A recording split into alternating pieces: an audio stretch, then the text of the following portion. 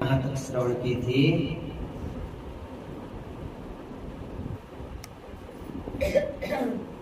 भगवान कृष्ण का उत्सव नंद बाबा जी ने मनाया। उसकी अगली सीढ़ी श्रवण करो। इतना समाचार कहाँ तक पहुंचा? बरसाना तक। तो वृषभानु जी अपनी पत्नी, वृषभानु जी की पत्नी का नाम क्या है? दो नाम है। एक नाम है कलावती,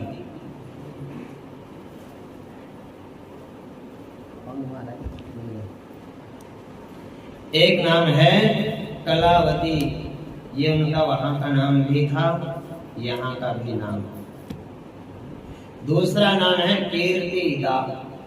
यशोदा, कीर्तिदा।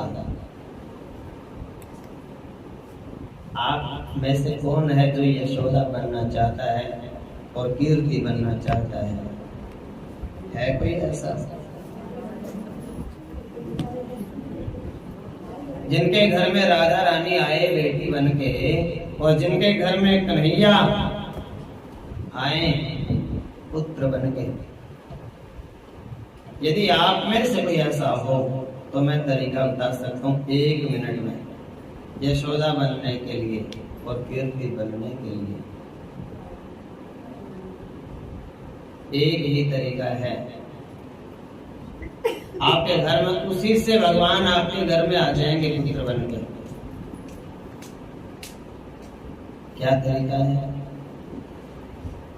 जो भी आपकी आंखों के सामने आए कोई भी चीज, बस उसकी बड़ाई कर दो, और उसकी पीठ पीछे भी बड़ाई करनी है।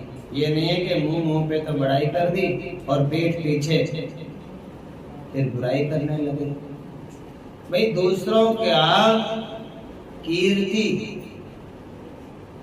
गाते रहो, उनके अवगुणों को भूल जाओ, इग्नोर करो, देखना ही मत, और उनके गुणों को बढ़ा चढ़ा के बताओ सबको।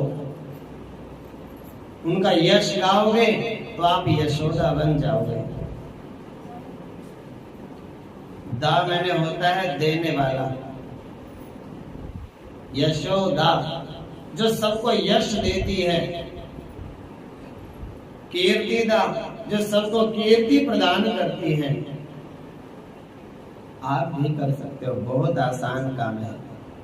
बस एक बात सोचना है कि जो भी मेरे सामने आए, जिसकी भी बात चले, उसकी बुराइयों को मैंने भूल जाना है और उसके गुणों को गाना है। बहुत अच्छे हैं वो तो, एक गुण तो ये है उनमें, एक गुण ये है उनमें, एक गुण ये है उनमें। उनके गुण गुण गा दो और उनकी बुराई बुराई को भूल जाओ। इतना सा काम आप कर दोगे तो आपके घर में भगवान आ जाएंगे, ये मेरी गारंटी है। राधा रानी आ जाएगी,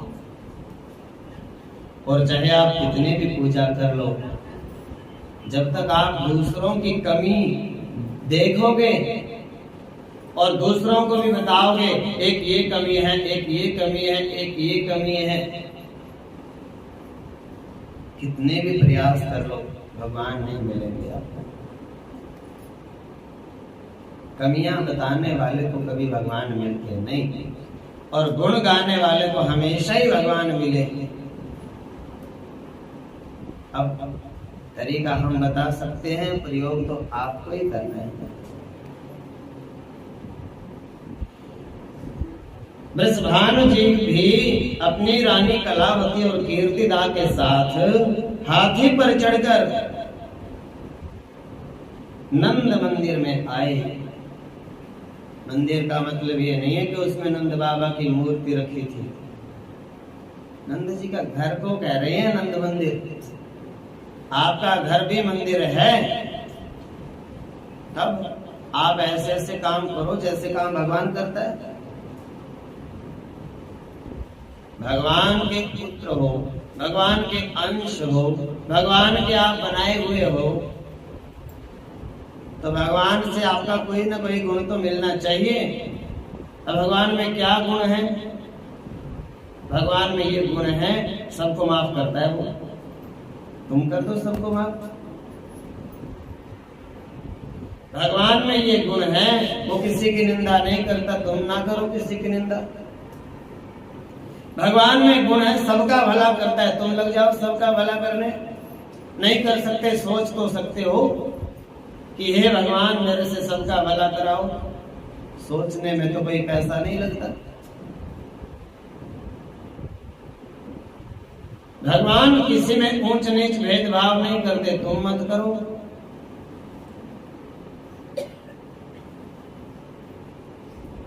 भगवान सब दिन दुखियों का दुख दर्द सुनते हैं, तुम सुन लो। तो जब आप में ये गुण होंगे, तो ये गुण कैसे हैं? ये भगवान से मिलते जुलते हैं, तो लोग खुद ही कहेंगे ये तो भगवान का रूप है। जब भगवान का रूप बन जाओगे तो ही भगवान आपको मिलेंगे। भगवान कहेंगे ये तो मेरे जैसा है, मेरे वाले गुण इसमें भी हैं। तो अपने जैसे गुण जिसमें होते हैं उससे आदमी का मिलने का मन करता है। भगवान का मन करेगा आपको मिलने का।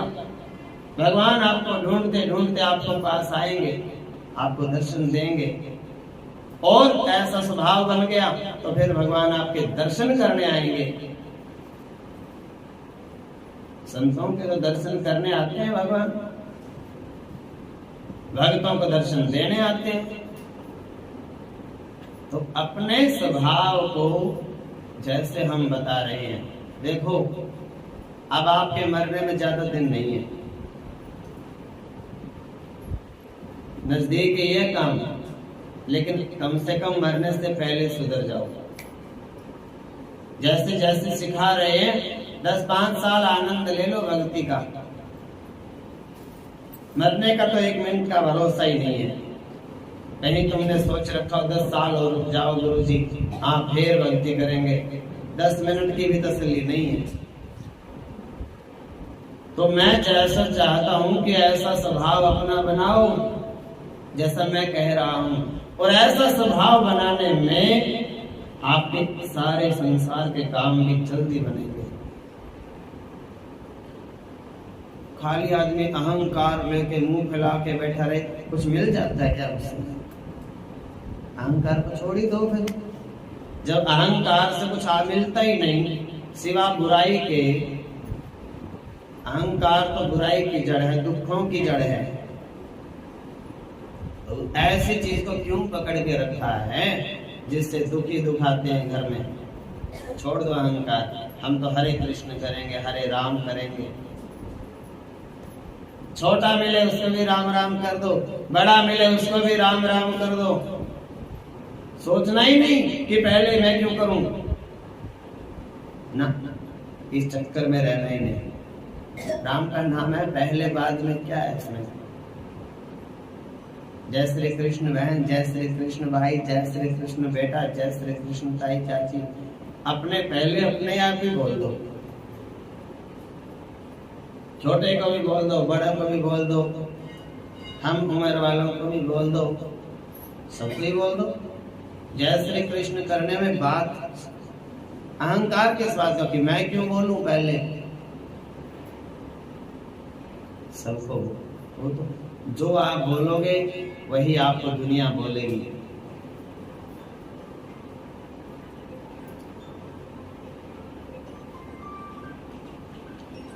नंद का घर तो मंदिर बन गया था, नंद जी का ऐसा स्वभाव था, और फिर उसमें भगवान का प्राकट्य भी हो गया। उनके साथ ही वृषभान जी के साथ, कीर्ति मैया के साथ मुख्य मुख्य गोप ग्वाल भी आए, भेंट की सामग्रियों को साथ में लेकर के वहां आए। नंद बाबा को आके कहने लगे, बाबा बधाई हो,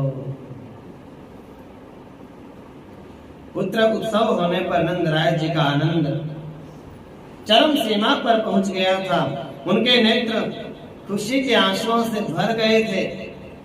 उन्होंने अपने द्वार पर आए हुए सभी गोप ग्वालों का तिलक आदि के द्वारा विधि पूर्वक आदर सत्कार किया। फिर बोले,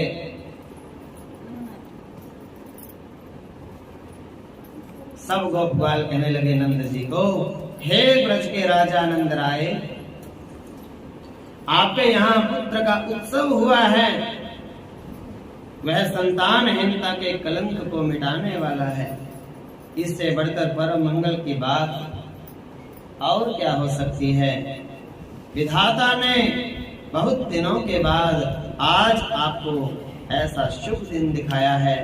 हम लोग श्री नंद नंदन का दर्शन करके आज अपने आप को धन्य करेंगे। जब आप दूर से आकर पुत्र को गोद में लेकर प्यार करते हुए हे मोहन कह के पुकारेंगे, उस समय हमें बड़ा सुख मिलेगा आप दोनों को देख करके। नंद राय जी ने कहा, हे मेरे भाइयों, आपके आशीर्वाद से ही तो हुआ है। ये होता है, ऐसा स्वभाव होना चाहिए। ऐसा स्वभाव नहीं होना चाहिए कि नहीं पड़ोसियों को नहीं दिखाना, कुछ करा देंगे टूना। ऐसा नहीं, सबके आशीर्वाद से, पता नहीं किसके आशीर्वाद से दाल फुल्का खा रहे हैं हम सबका। नंद बाबा कहने लगे, आपके आशीर्वाद से तो हुआ है और आपके ही पुण्य से ऐसा आनंद देने वाला शुभ दिवस मुझे प्राप्त हुआ है। मैं तो ब्रजवासी गोपिकाओं का आज्ञाकारी सेवक हूँ। ऐसा नंद जी ने कहा। कहाँ लिखी है ये बातें? गर्ग संहिता में। हे राजन, नंद राय के यहाँ पुत्र होने का अद्भुत समाचार सुनकर गोपियों को भी अपार हर्ष हुआ। उनके हृदय, उनके तन मन परमानंद से परिपूर्ण हो गए। उन्होंने सुंदर सुंदर वस्त्र, आभूषण, अंजन आदि से अपना श्रृंगार किया और भेंट की सामग्री के साथ नंद बाबा के घर आ पहुंची और नवजात शिशु को आशीर्वाद देने लगी। कौन? गोपियां। मंगल गीत गाने लगी। गोपियां भी कहने लगी, यशोदा जी धन्य धन्य भाग हैं, आज परम सौभाग्य का दिन है। आप धन्य हैं, आपकी कोख धन्य है जिसने ऐसे बालक को जन्म दिया है। बड़े लंबे समय के बाद विधाता ने आपकी इच्छा पूरी की है। कैसे कमल जैसे नेत्र हैं इस श्याम सुंदर बालक के, कितनी मनोहर मुस्कान है इसके होठों पर। बड़ी संभाल के साथ इसका लालन पालन करो। यशोदा जी ने कहा, बहनों आप सबकी दया और आशीर्वाद से मेरे घर में ये सुख आया है, आनंद का ये अवसर प्राप्त हुआ है। मेरे ऊपर आप सबकी बड़ी दया रही है। ये शब्द आप सीख जाओ। जो यशोदा जी के शब्द हैं वो सीखो, रोज वही बोला करो। सबको बोला करो, तुम्हारी आशीर्वाद, तुम्हारी दया। ये बात मेरे स्वभाव में है। मेरे को छोटा बच्चा बोले, मैं उसको भी बोल देता हूँ तुम्हारी दया, तुम्हारी कृपा, तुम्हारा आशीर्वाद। ऐसा स्वभाव आपका भी होना चाहिए। आप मेरे साथ में रहते हो। इसके बाद आप सबको सौभाग्य देव कृपा से ऐसा परम सुख प्राप्त हुआ है और आप सबको भी ये सुख प्राप्त हो, ये मेरी मंगल कामना है। फिर रोहिणी से कहा, बहन रोहिणी तुम तो बहुत बुद्धिमती हो, सब कार्य बड़े अच्छे ढंग से करती हो। अपने घर आई हुई ये ब्रजवासिनी गोपियां बड़े बड़े कुल की हैं, तुम इनका पूजन सत्कार सम्मान करो। अपने इच्छा के अनुसार इन सब की कामनाएं जिसको जल पिलाना है जल पिलाओ, दूध पिलाना है दूध पिलाओ, भोजन कराना है भोजन कराओ, सबकी वांछा पूर्ण करो। हे राजन, रोहिणी जी भी राजा की बेटी थी। उनके हाथ तो स्वभाव से ही दानशील थे। उस पर यशोदा जी ने फिर और छुट्टी दे दी उनको। तो ऐसी प्रेरणा दे दी, शरीर पर दिव्य वस्त्र शोभा पाते थे, वे रत्नमय आभूषणों से विभूषित थे, उनकी अंग कांति गौर वर्ण की थी। वो तो और भी उदार चित्त हो गई, लुटाने लगी खुले दिल से। रत्नमय आभूषणों से वो विभूषित थी। रोहिणी तो साक्षात लक्ष्मी की भांति वज्रांगनाओं का, व्रजांगनाओं का सत्कार करते हुए सब और विचरने लगी। ये बात गर्ग संहिता में लिखी है। ज्योतिष शास्त्र में निष्णात ज्योतिषी गण, जिनकी वाणी सिद्ध थी, जिन हाथ में पुस्तक लिए नंद मंदिर में पधारे ज्योतिषी, नंद जी प्रसन्नता पूर्वक उनके सामने हाथ जोड़ करके शीश झुका करके खड़े हो गए। उन सबने आशीर्वाद दिया, उत्तम बालक को देखा। इस प्रकार ब्रजराज नंद ने सामग्री एकत्र करके पुत्र उत्सव मनाया और ज्योतिषियों द्वारा शुभ अशुभ भविष्य का प्रकाशन कराया। तदनंतर वह बालक नंद भवन में शुक्ल पक्ष के चंद्रमा की भांति रोज बढ़ने लगा, जैसे चांद बढ़ता है शुक्ल पक्ष में। ब्रह्म वैवर्त पुराण में लिखा है। भगवान श्री कृष्ण समस्त जगत के एकमात्र स्वामी हैं, दूसरा कोई स्वामी नहीं सृष्टि का। उनके ऐश्वर्य, माधुर्य, वात्सल्य सभी अनंत हैं। वे जब नंद बाबा के व्रज में प्रकट हुए, उस समय उनके जन्म का महान उत्सव मनाया गया। उसमें बड़े बड़े विचित्र मंगलमय बाजे बजाए जाने लगे। आनंद से मत वाले लोग नाचते गाने एक दूसरे को गुलाल मलने लगे। नंद बाबा स्वभाव से ही परम उदार थे, बड़े मन वाले थे, मनस्वी। खूब मनाओ भैया उत्सव, खूब दान करो, लेकिन तरीके से। ना तो वहां चॉकलेट थी ना केक, बस दो चीजें नहीं थी, मोमबत्ती नहीं थी, बाकी सब कुछ था। तीन चीजों को छोड़ के बाकी सब कुछ था उस जन्मदिन में। मिठाइयाँ थी, मालपुड़े थे, खीर थे, हलवा थे, दान की सब सामग्रियां थी, गौ दान था, हीरे मोती सोना चांदी सब कुछ दान था, गहने कपड़ों का। उनमें तीन चीजें नहीं थी, एक मोमबत्ती, एक चॉकलेट, एक केक। तीन नहीं होने चाहिए, बाकी कुछ भी ले आओ। उन्होंने गोपों को बहुत से वस्त्र, आभूषण और गौएं दी। सूत मागर बंदे जनों, नृत्य वाद्य आदि विद्याओं से अपना जीवन निर्वाह करने वालों तथा दूसरे गुणी जनों को भी नंद बाबा ने बड़ी प्रसन्नता पूर्वक उनकी मुंह मांगे वस्तुएं उनको दी। उनका सबका उचित रूप से आदर सत्कार किया। ये सब करने में उनका उद्देश्य क्या, क्यों किया ऐसा? नंद बाबा ने इतना दान बड़ाई के लिए नहीं। कोई लोग तो बड़ाई के लिए दान करते हैं, बोले उन्होंने ये दिया ये दिया, ये ऐसे नहीं दान किया। एक ही मतलब था दान, कि मेरे दान करने से मेरे नारायण भगवान प्रसन्न हो जाते हैं, दान करने से गांव में नाम हो जाए मेरा, ऐसा नहीं सोचा था। दूसरों को नीचा दिखाने के लिए, अपने अहंकार को बड़ा करने के लिए कोई उनका दान नहीं था। दान करते समय सोच रहे थे भगवान प्रसन्न हो जाएंगे और दे दूं, श्री हरि नारायण प्रसन्न हो जाएंगे मेरे ऊपर, ऐसा सोच के दान करना चाहिए आपको। इस नवजात शिशु का मंगल होगा, इसका भविष्य उज्जवल होगा।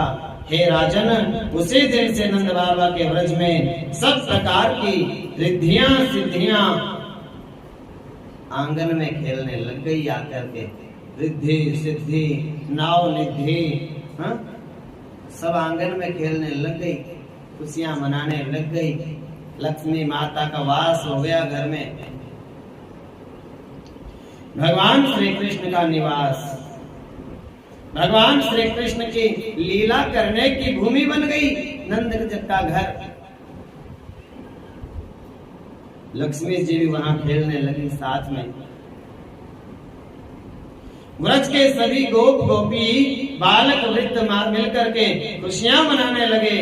प्रत्येक घर में मंगल गीत गाए जाने रहे, बधाइयां बजने लगी। स्वर्ग से देवता गण भी मनुष्यों का रूप बना बना के, कोई मेरे को पहचाने नहीं, इंद्र वरुण कुबेर यम सब अग्नि वायु सब देवता गोप ग्वालों का रूप बना बना करके बोले चलो भैया थोड़ी देर खेल के आते हैं, आनंद भवन में खुशियां मनाते आते हैं, गीत सुन के आते हैं, गाना बजाना। तो ऐसे आने लगे। क्यों? बोले कन्हैया का दर्शन भी हो जाएगा, इस बहाने से उत्सव तो है ही।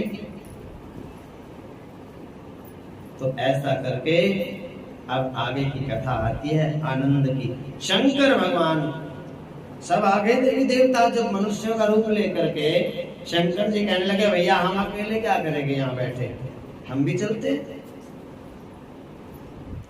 सुखदेव जी ने कहा राजन, जब शंकर भगवान को पता चला श्री हरि परिपूर्ण ब्रह्म अखिल ब्रह्मांड नायक भगवान नारायण गोकुल में नंद राय के घर में बालक कृष्ण के रूप में खेल रहे हैं, उनको श्री हरि के बाल रूप के दर्शन करने की आहा लगन लग गई।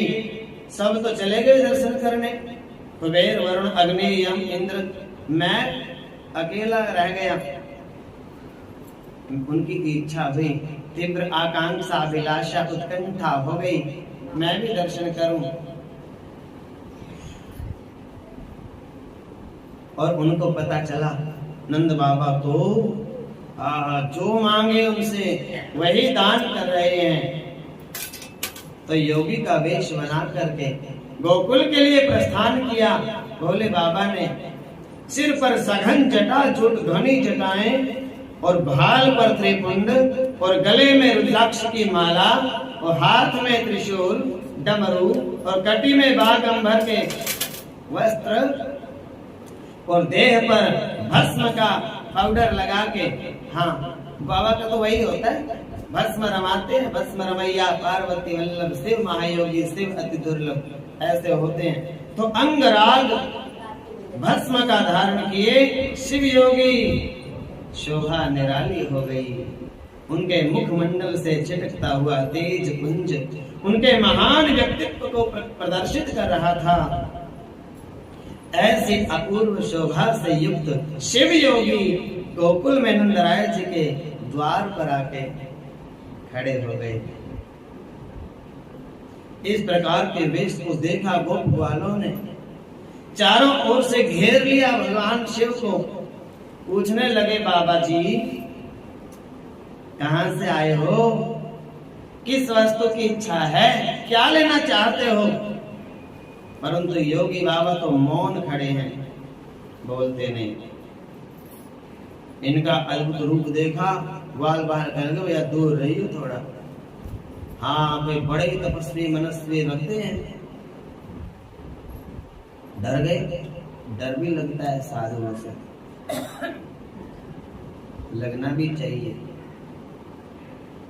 भला होता है। साधु से और सांप से तो थोड़ा थोड़ा डरना ही चाहिए।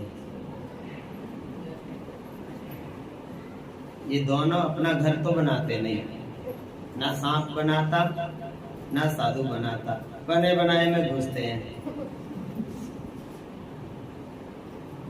लेकिन बिना छेड़े किसी को कुछ कहते नहीं, और बिना मजबूर करे कोई फिर तो फूंक फांक करनी पड़ती है।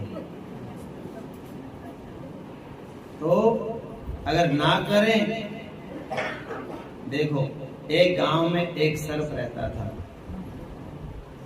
सर्प रहता था तो गांव के लोग, छोटे छोटे बच्चे आने लगे। अब वो बच्चे डरने लगे। डर के वो एक संत के पास आए, बोले गुरुजी वहां एक बड़ा सांप रहता है और उससे बड़ा डर लगता है।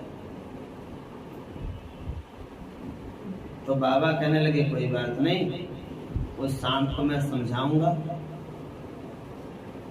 कि भैया ये नन्हे मुन्ने बच्चे आते हैं, भगवान का रूप है और इनको कुछ मत कहना।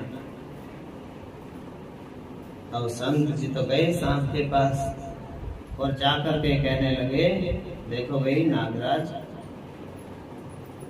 यहाँ छोटे छोटे बच्चे आते हैं, कुछ नहीं, उनको नुकसान नहीं पहुंचाना, भगवान का रूप होते हैं। वो कहने लगा जी गुरुदेव, जैसा आप कहेंगे, आपकी बात तो भगवान भी मानते हैं और मैं भी मान लेता हूँ। आपने उनकी बात तो मान लिया। अब बच्चों को कह दिया कि भैया अब कुछ नहीं कहेगा तुम्हें। बच्चे तो फिर वहां गए, बोले चलो फिर देख के आते हैं। उसके पास गए और पास गए और पास गए, एक ने तो हाथ लगा दिया। अब सांप ने तो कुछ नहीं कहा। फिर कहने लगे ये तो कुछ कहता ही नहीं। फिर तो एक पैर लग के खड़ा हो गया उसके ऊपर, दूसरे ने तो फिर ईंट मारी, तीसरे ने चप्पल मारी, चौथे ने कुछ डंडा मार दिया। उनका तो खेल रह गया, उसका बेचारा जख्मी हो गया। जोगी बाबा आए एक दिन संभालने के लिए, भी बड़ा अच्छा नागराज है और सब कहना मानता है, चलो एक दिन जाके देखूं। देखा तो वो सब फूटा पड़ा। क्यों रे नागराज, आपको ये इतने जख्म? बोले गुरुजी आपकी कृपा है। मेरी कृपा कैसे? आपने कहा था किसी को कुछ कहना नहीं। अब मैंने कुछ कहा नहीं, उनका डर खत्म हो गया। जब उनका डर खत्म हो गया तो ये हाल हुआ मेरा। तो बाबा ने उसको कहा, मैंने तो डसने के लिए मना करा था, खूब हाँ करने के लिए मना थोड़ा ही करा था। तो आप थोड़ा उनको डराते तो रहते, इतना तो तुम्हें समझ होनी चाहिए। तो साधु को इतना तो करना चाहिए कि ऊपर हावी ना हो कोई। हावी हो जाए तो अनर्थ हो जाए, मर्यादाएं भंग हो जाएंगी सारी। मर्यादा सिखाने के लिए साधु होता है। मर्यादाएं भंग करके कोई साधु का ही बंदर बना दे, फिर साधु क्या ज्ञान कराएगा किसी को? इसलिए दूर से प्रणाम करने के लिए मैं बोलता हूँ। बुद्धिहीन समझते नहीं, बुद्धिमान समझ जाते हैं। इसलिए बुद्धिहीनों से हम फिर मेलजोल रखते नहीं, बुद्धिमानों से ही रख लेते हैं। बोलो वृंदावन बिहारी लाल। तो क्या बात बताई, कुछ गोपियां तो उनको देख करके डर गई, भाग गई। अरे जोगी बाबा आया, बड़े बड़े सांप लटक रहे भैया। यशोदा जी के द्वार पे खड़ा कर दिया उनको ले आकर के। योगी ने तो अलग निरंजन बारंबार बोलते रहे। मन ही मन भगवान श्री कृष्ण से प्रार्थना करने लगे, हे गोविंद दर्शन दे देना, कहीं छुप के बैठ जाओ यहाँ। मन मन में भगवान शिव प्रार्थना कर रहे हैं कन्हैया से। यशोदा जी तो मोतियों से भर के थाल लेकर के घर से निकली और योगी को देने लगी। यशोदा जी ने कहा, जोगी बाबा इसे ले लो और प्रणाम करती हूँ, पधारो आपके आश्रम में जाओ।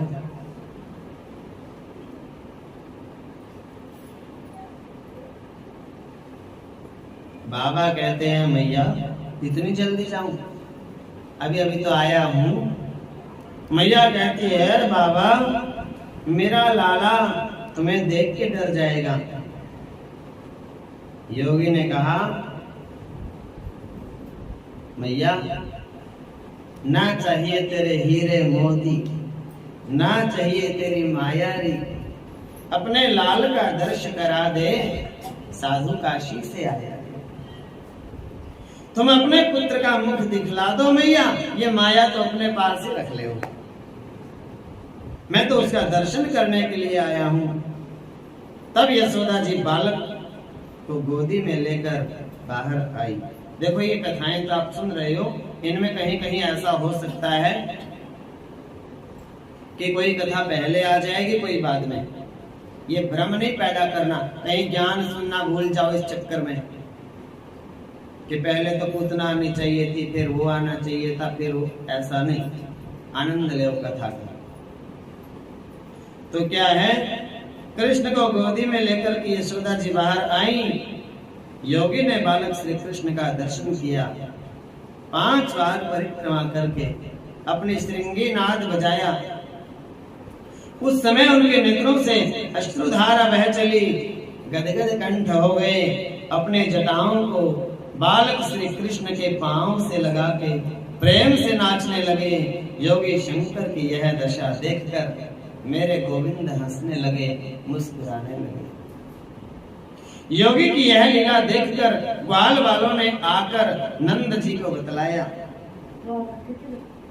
भवन में जाकर नंद जी शंकर जी को अंदर लेके आए, बुला के सभा में लाए और सबको बताया ये हमारे स्वामी शंकर जी महाराज हैं और हमारा घर पवित्र करने के लिए आए हैं। भगवान शंकर ने नंद राय के भाग्य की बड़ी बड़ी प्रशंसा की, आशीर्वाद देकर।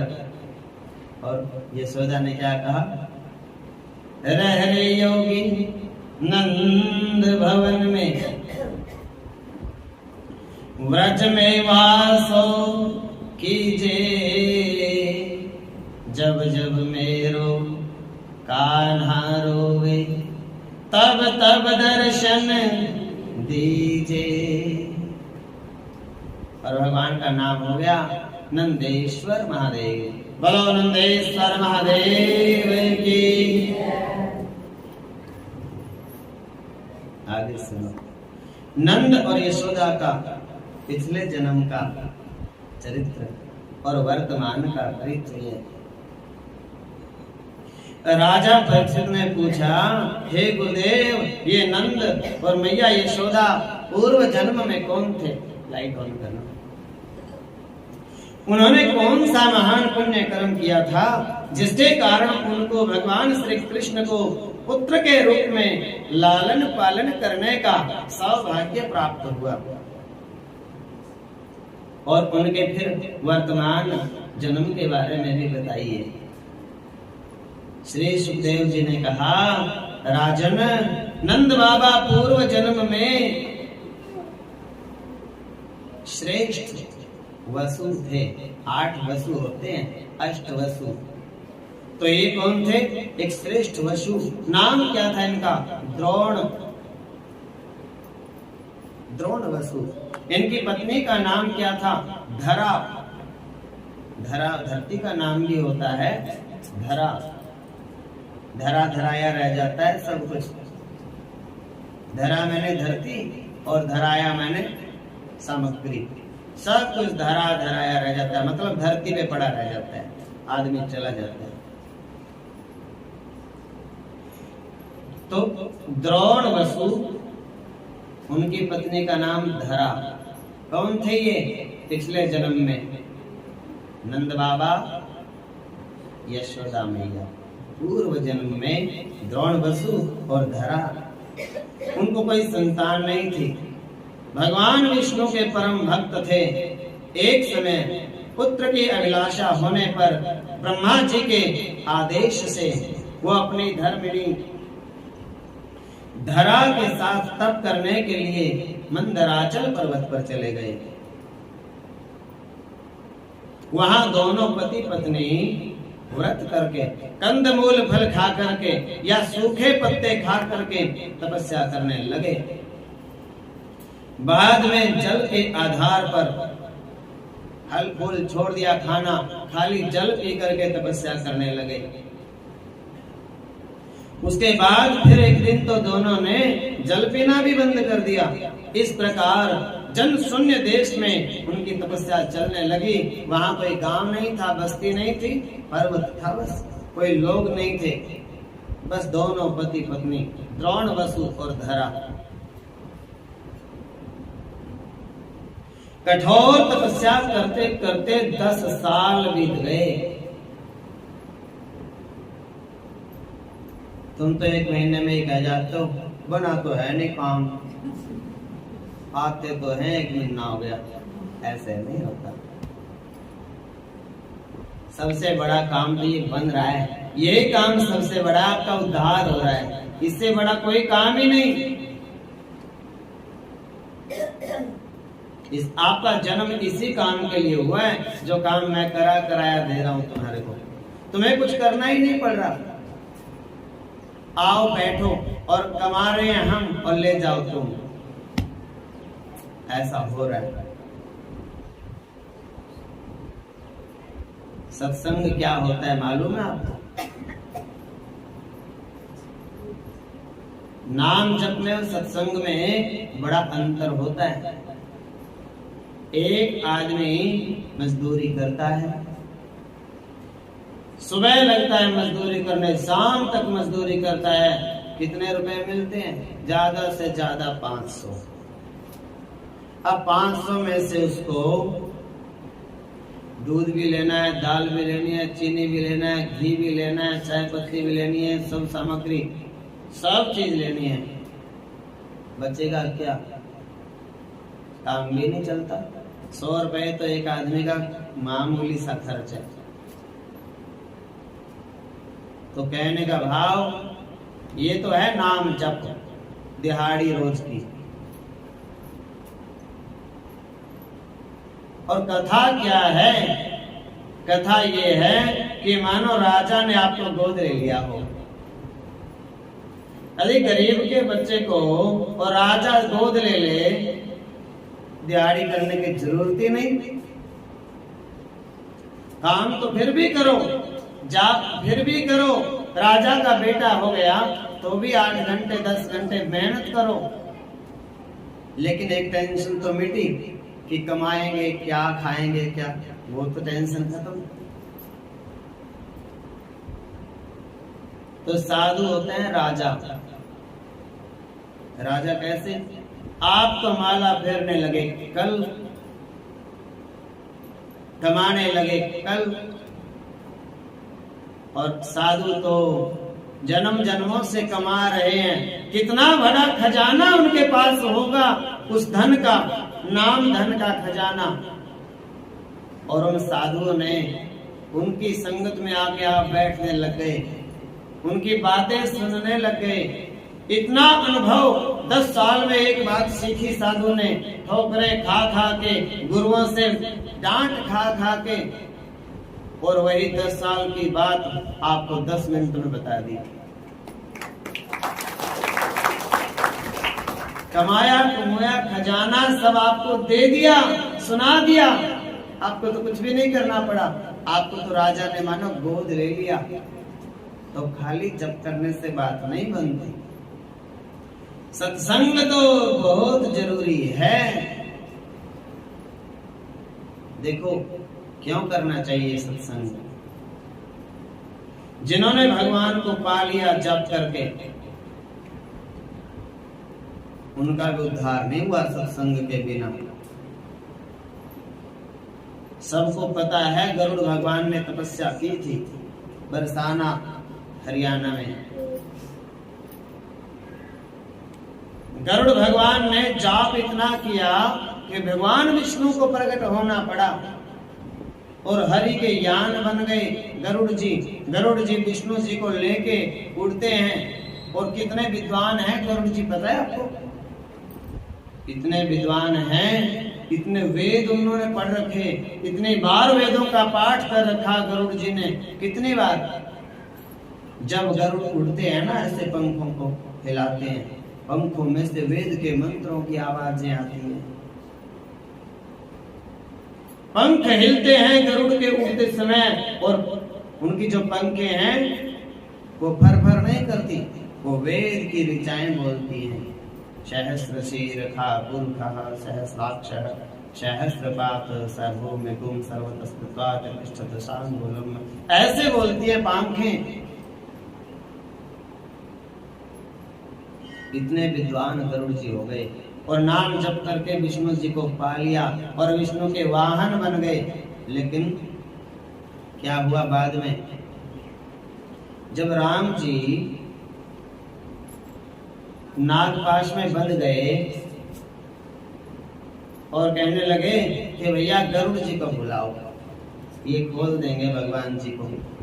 ये भगवान जी नागपाश में बंध गए, वो गरुड़ जी को बुलाना चाहिए, भगवान राम जी को खोल देंगे, वो नाग उनको देख के भाग जाएंगे। वो गरुड़ जी आए और कहने लगे सब, भैया गरुड़ जी थोड़ा जल्दी करो। और गरुड़ जी जानबूझ के देर लगा रहे हैं और मन मन में सोच रहे हैं, देखो सब कहते हैं ये भगवान है, सृष्टि के मालिक हैं, ये कैसे भगवान? इनसे अपना आप भी नहीं खुल पा रहे, नाग को भी ये भगा नहीं सकते, ये कैसे भगवान हैं? इनसे बड़ा भगवान तो मैं ही हूं जो इनको बचाने आया। अहंकार हो गया।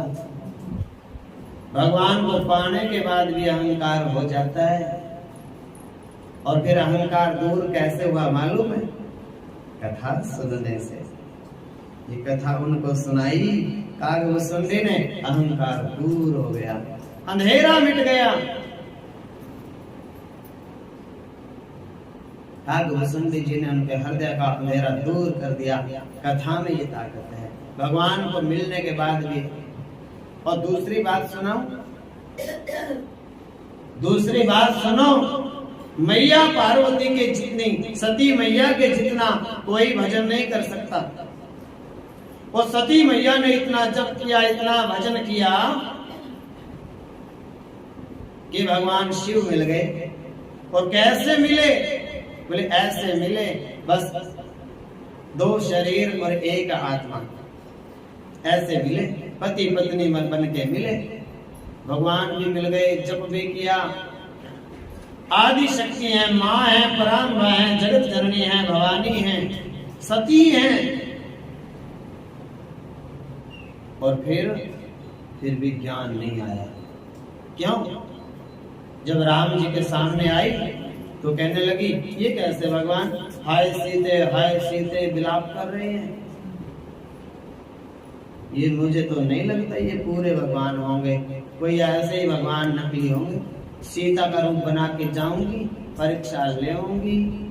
सीता का रूप बना के आई। पार्वती जब सीता बनकर जब श्री राम के सम्मुख आई, राम ने उनको माता कह के शिव शंकर की महिमा गाई। तो ऐसे करके फिर क्या फल मिला? शंकर जी कहने लगे सीता का रूप धारण कर लिया, माँ है तू मेरी, अब तो सम्मुख आसन देना। फिर दक्ष के यज्ञ में कूद गई। कैसे मिटा वो अज्ञान? फिर राम कथा दोबारा से सुनाई भगवान शिव ने।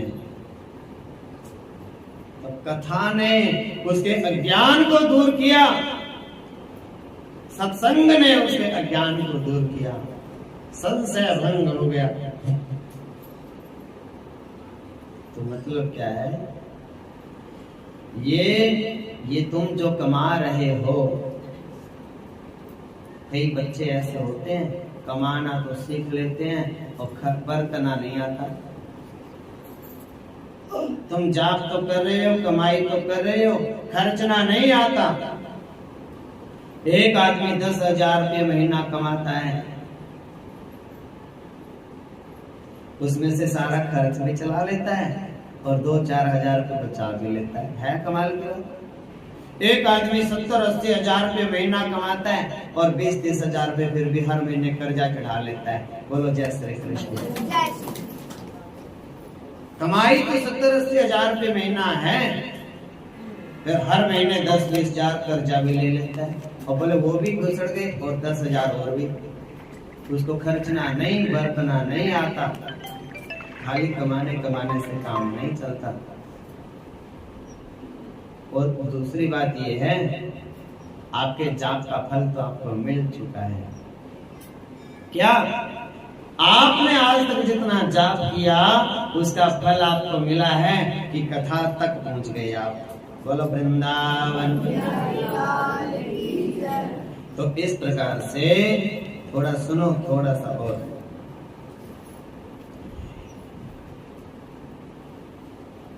जब वो धरा और द्रोण वसु दोनों तपस्या कर रहे थे, कहाँ? मंदराचल पर्वत पर।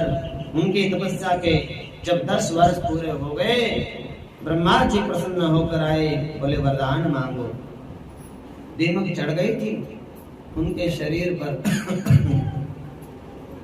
तो उनको हटा करके द्रोण अपने पत्नी के साथ और बाहर निकले दीमक से। ब्रह्मा जी को प्रणाम किया, विधि के अनुसार उनकी पूजा की, मन से हृदय उनका प्रसन्न हो उठा। ब्रह्मा जी बोले कि मैं तुम्हें वरदान देता हूं। क्या वरदान? आपको कृष्ण भगवान पुत्र के रूप में मिल जाएं और हम दोनों का प्रेम लक्षणा भक्ति सदा बनी रहे। ब्रह्मा ने क्या वरदान दिया? जिसके प्रभाव से मनुष्य दुर्लंघ्य भव सागर को सहज ही पार कर जाता है। हम दोनों तपस्वी जनों को दूसरा कोई वर अभिलषित नहीं है और कुछ वरदान नहीं चाहिए। ब्रह्मा फिर बोले कि आप दोनों पति पत्नी ने जो वरदान मांगा है बहुत कठिनाई से पूर्ण होने वाला है और बड़ा दुर्लभ है। फिर भी जो आपका अगला जन्म होगा, आप बनोगे नंद बाबा, ये धरा बनेगी यशोदा। और ब्रह्मा जी के वरदान के कारण भगवान श्री कृष्ण पालन पोषण करने के लिए उन दोनों को प्राप्त हुए, उनको सौभाग्य मिला। और बाद में कृष्ण द्वारा ज्ञान उपदेश दिए जाने पर उनका वात्सल्य भाव भक्ति में बदल गया, उनको वैराग्य की प्राप्ति हुई, ऐसा लिखा है। बोलो वृंदावन। जय जय श्यामा तेरी आरती, कन्हैया तेरी आरती, सारा संसार करेगा हाथ जोड़ के। श्यामा तेरी आरती, कन्हैया तेरी आरती, सारा संसार करेगा हाथ जोड़ के। सिर पर सोना सोना मुकुट विराजे, सिर पर सोना सोना मुकुट विराजे, गल में चंदी माला साजे, गल में चंदी माला साजे, और फूलों के हार करेंगे कर छोड़ के। श्यामा तेरी आरती, कन्हैया तेरी आरती, सारा संसार करेगा हाथ छोड़ के। श्यामा तेरी आरती, कन्हैया तेरी आरती, सारा संसार करेगा हाथ जोड़ के। मैं हूँ दीनन दुखिया भारी, मैं हूँ दीनन दुखिया भारी, आया हूँ रे श्यामा शरण तुम्हारी, आया हूँ रे कृष्ण शरण तुम्हारी, रखियो लाज हमारी, करेंगे कर छोड़ के। श्यामा तेरी आरती, कन्हैया तेरी आरती,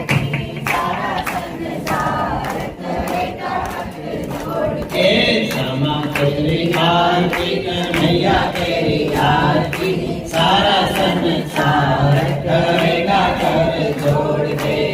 अपने चरण की भक्ति दीजो, अपने चरण की भक्ति दीजो, अपनी शरण में मोहे रख लीजो, अपनी शरण में मोहे रख लीजो। कर भव सागर पार करेंगे कर छोड़ के, क्षमा तेरी आरती, तेरी आरती, सारा संसार करेगा कर जोड़ के। क्षमा तेरी आरती, कन्हैया तेरी आरती, सारा संसार करेगा कर जोड़ के। प्रेम सहित जो आरती गावे, प्रेम सहित जो आरती गावे, राधा माधव के पद पावे, राधा माधव के पद पावे। बढ़ जाए खुशियाँ अपार करेंगे कर जोड़ के। क्षमा तेरी आरती, कन्हैया तेरी आरती, सारा संसार करेगा कर जोड़ के। क्षमा तेरी आरती, कन्हैया तेरी आरती, सारा संसार करेगा कर जोड़ के। सारा संसार करेगा कर जोड़ के, सारा संसार करेगा कर जोड़ के। वृंदावन हर का प्यारा नाम है, श्री राधे गोविंदा। मन भजले हर का प्यारा,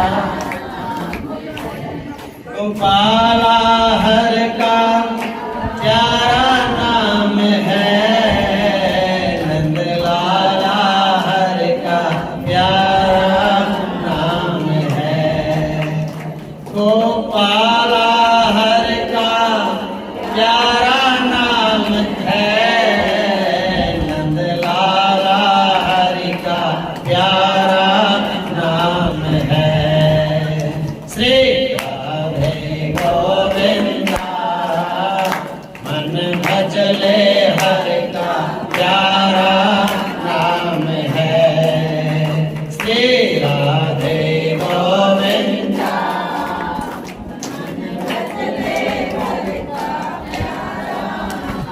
ध्यान से सुनना, आंखें बंद करके सुनो, पड़ोसी को देखने की जरूरत नहीं। मोर मुकुट सिर कलवन माला, केशर तिलक लगाए, हाँ। मोर मुकुट सिर कलवन माला, केशर तिलक लगाए, वृंदावन के कुंज गलिन में, वृंदावन की कुंज गलिन में, सबको नाचन जाए। श्री राधे गोविंदा, मन भजले हर का प्यारा नाम है। श्री राधे गोविंदा,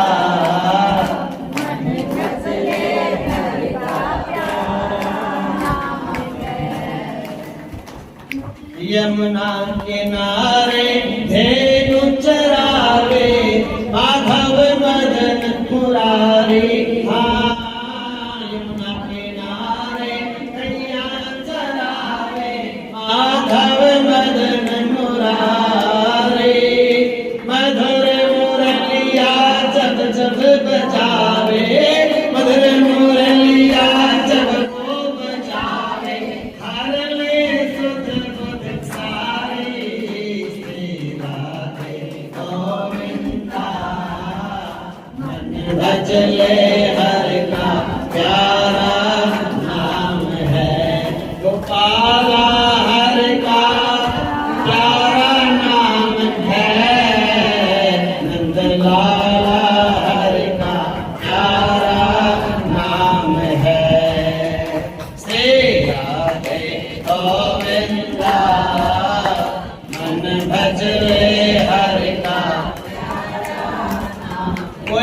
नाम गाओ भगवान का।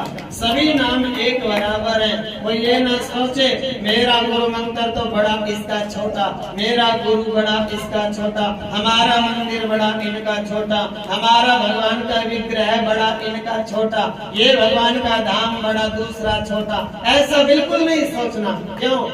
गिरधर नागर रटती मीरा, शूर को श्यामा भाया। गिरधर नागर कहती मीरा, शूर को श्यामा भाया। तुकाराम और नाम देव में, तुकाराम और नाम देव में, विठ्ठल विठ्ठल गाया। श्री राधे गोविंदा, मन भजले हर का प्यारा नाम है। गोपाला हर का प्यारा नाम है, नंदलाला हर का प्यारा नाम है। श्री राधे गोविंदा, मन भजले हर का प्यारा नाम है। श्री राधे गोविंदा, मन भजले हर का प्यारा नाम है।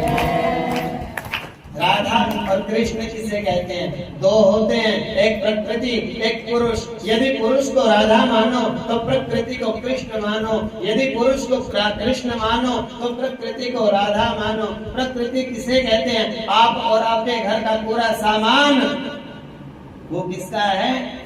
भगवान का। आप उसको अपना मानते हो।